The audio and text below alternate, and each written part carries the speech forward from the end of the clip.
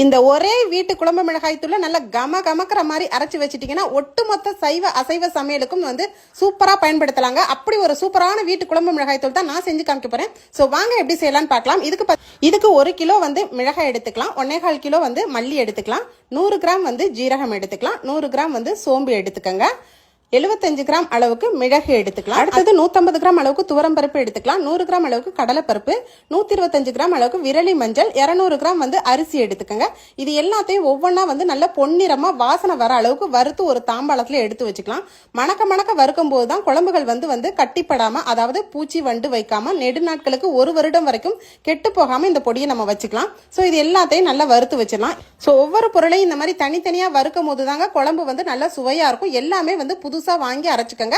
இதோட ஒரு கைப்பிடி நல்லா காய்ந்த கருவேப்பிலை போட்டுட்டு நல்லா 4 மணி நேரம் காய வச்சுட்டு எல்லாத்தையும் ஒன்னா சேர்த்து ரைஸ் மில்ல கொடுத்து அரைச்சிருங்க. அரைச்சிட்டு அங்கேயே நல்லா ஆற வச்சுட்டு அதுக்கப்புறம் வந்து நம்ம வாளியில ஸ்டோர் பண்ணிக்கலாம். ஸோ ரொம்பவே கமகமக்கும் வீட்டு குழம்பு மிளகாய் தூள் ரெடி ஆயிருச்சுங்க. இந்த வீடியோ பிடிச்சிருந்தா நம்ம வீடியோக்கு மறந்துடாம லைக் போட்டு நிறைய ஷேர் பண்ணிக்கங்க. தேங்க்யூ.